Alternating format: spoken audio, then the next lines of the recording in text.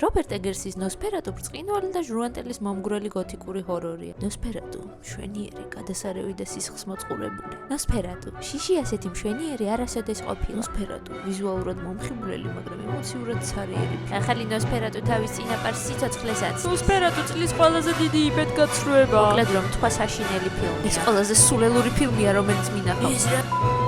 არ მესმის ვინმეს როგორ უნდა მოეწონოს.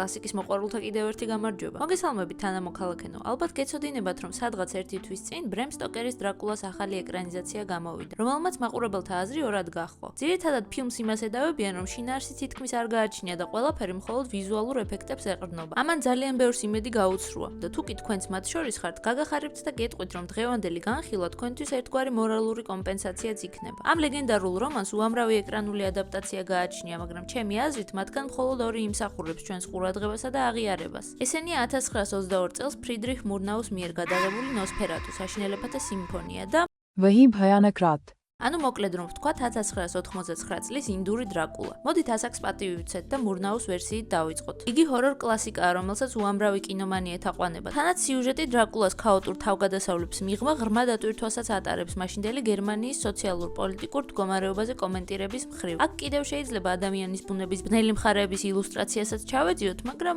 მგონია რომ ნოსფერატუს საშინელებათა ჟანრს რაღაც კუთხიდან უკვე ტყუილად მიაკუთვნებენ, რადგან დღევანდელი გადმოსახედიდან შეგვიძლია უფრო კომედიად ჩავთვალოთ. კი, 1922 წლისთვის თავის გრიმიან ეფექტებიანად დიდი მიღწევა იყო. ჯერ ერთი ფილმი 100 წლისაა, რა თქმა უნდა, ისტორიული განძია, მაგრამ კარგით რა, ამის როგორ უნდა შეგეშინდეს. ნახეთ, რა საყვარელია. ფილმის ქრონომეტრაჟი დაახლოებით საათნახევარს მოიცავს, რაც ცოტაც კია გერმანული ექსპრესიონიზმის სხვა მაგალითებთან შედარებით. ეს დროც ასე თუ ისე ცოტათი იწელება, რადგან მსახიობებს ემოციის სიტყვით გადმოცემა არ შეუძლიათ. და ასე ვთქვათ, მაყურებელთან შარადის თამაში უწევთ. განსაკუთრებით ჯონათან ჰარკერს. გაიხა ეს კაცი შუას. ეს რა თქმა უნდა კრიტიკა არაა. კინო ძალიან ახალგაზრდა და ჯერ კიდევ დაუხვეწავი ხილი იყო. ჩემი გადმოსახედიდან ასეთი პირობებითა და შესაძლებლობებით ფილმის გადაღება კოუზით ტბის დაშრობას ჰგავს, რაც მურნაო მოახერხა. მაგრამ მოდით გულწრფელი ვიქნები და პირდაპირ გეტყვით, რატომ მიყვარს ეს ფილმი. სწორედ ტექნიკისა და ეფექტების არქონის გამო შექმნილი ლაფსუსების გამო. ყველამ ვიცით, რომ ვამპირები ძალიან სწრაფად გადაადგილდებიან. ეს დაუწერელი კანონია. გაიხსენეთ ედვარდი, ვლადისლავი, დეიმონი. ახლა კი დაივიწყეთ, რადგან გრაფი ორლოკი მათ თავისუფლად ჩაისვამს ჯიბეში. რამე თუ იგი ჯერ ერთი ფეხით სირბილს არ კადრულობს და მეორეც ის უბრალოდ მოტორსპორტის ლეგენდაა.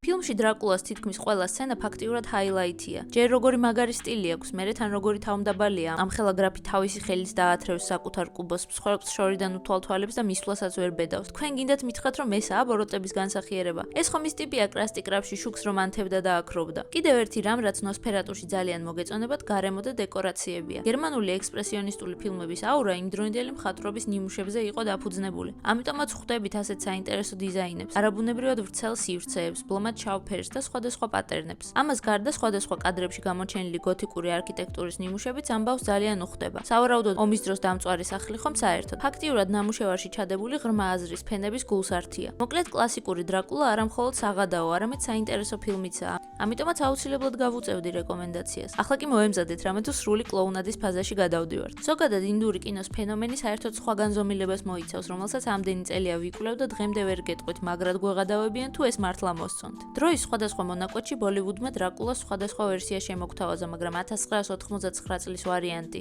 वही भयानक रात. უბრალოდ მშვენიერების განსახიერებაა.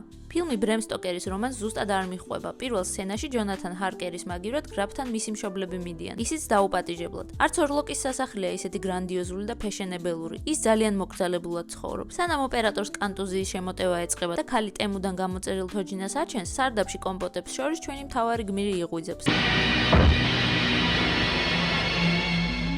დემ ბრო დამატენიანებელი არ გაწყენდა. მანა მანა მანა მანა მანა მანა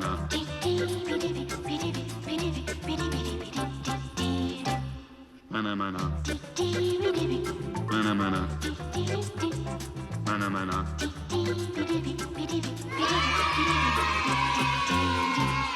ორიგინალი ნოსფერატუსგან განსხვავებით, მისი ინდოელი ტყუპისცალი უფრო სოციალური ტიპაჟია. იგი თავის მსხვერპლებს დისკოდან იტაცებს. რაც შეეხება აქაურ ჯონათან ჰარკერს, ის დათო ალექსიძის მანქანის პირველი მფლობელია. სანამ იგი უბნის ბანდასთან ჩხუბობს, ორლოკი ქალებს ოპტიკური ილუზიებით აშინებს და მერე კბენს. მიუხედავად იმისა, რომ ვამპირების არკეებში არ ჩანან. საერთოდაც არ მესმის, ცეპეში აქ ჰარკერის მეზობელია, ქირით ცხოვრობს და ყველას გასაგონად ხოცავს ხალხს თუ რა ხდება. და საერთოდ ვამპირია მაქცია თუ ვინოხერი. რაღაც მომენტის შემდეგ მისი ისტორია უკანა პლანზე იწევს და ფილმის მთელი შუა ნაწილი ჰარკერისა და ელენის სასიყვარულო თავგადასავლებს ეთმობა. ადგილ-ადგილ ინდოელ ვექტორთან ჩხუბსაც. და ხო, ამდენი საშიში სცენით რომ არ დავიძაბოთ, რეჟისორმა ამ ორი კაცის ძალიან ღადაობა თავგადასავლებიც ჩააკვეხა.